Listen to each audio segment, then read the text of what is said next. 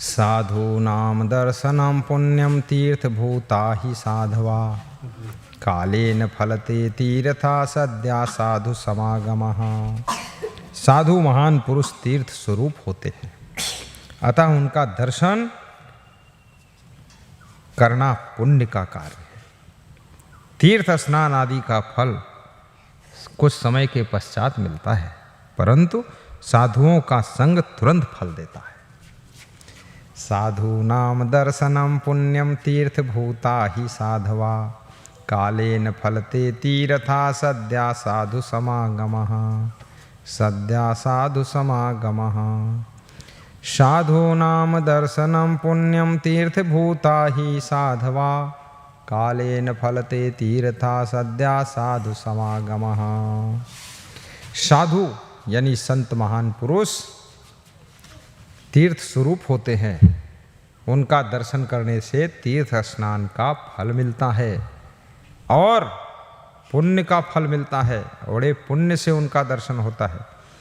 पुण्य पुंज बिनु मिलहि न संता सतसंगत संस्रत कर अंता।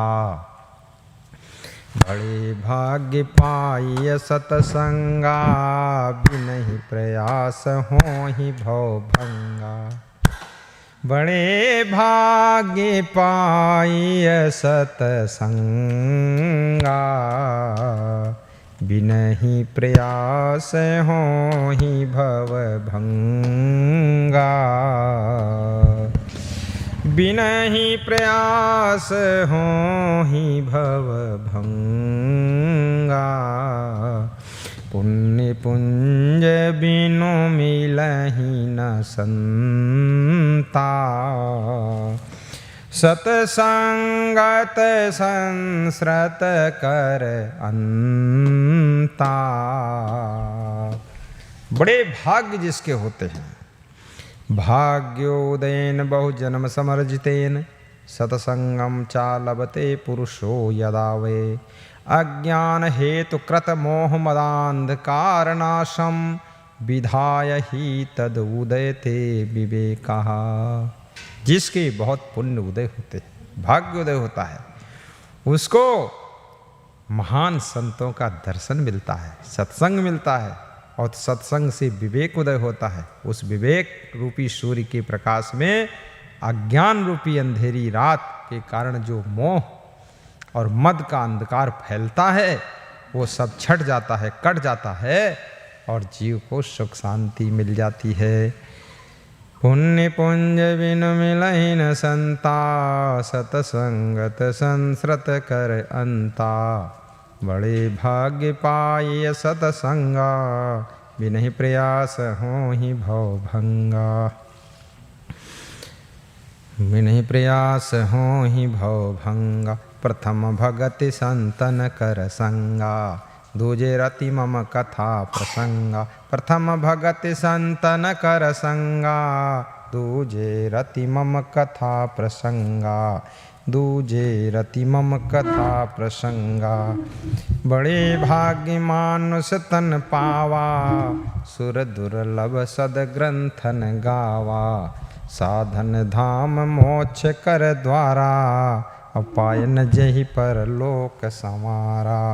साधन धाम मोक्ष कर द्वारा पायन जहि पर लोक समारा। साधूनां दर्शनं पुण्यं तीर्थभूता हि साधवा कालेन फलते तीर्था सद्या साधु समागमः। तीर्थ स्नान का फल भी थोड़ा देर से मिलता है, लेकिन संत दर्शन का फल, संत के सत्संग का फल, संत की कृपा का फल, संत की सेवा का फल तुरंत मिलता है। अगर मिल गया संत तो फल मिलेगा तुरंत, तो जीवन बनेगा बसंत, दुखों का होगा अंत। इसलिए ढूंढ लो कोई अच्छा संत। साधूनां दर्शनं पुण्यं तीर्थभूता हि साधवा कालेन फलते तीर्था सद्या साधु समागमः।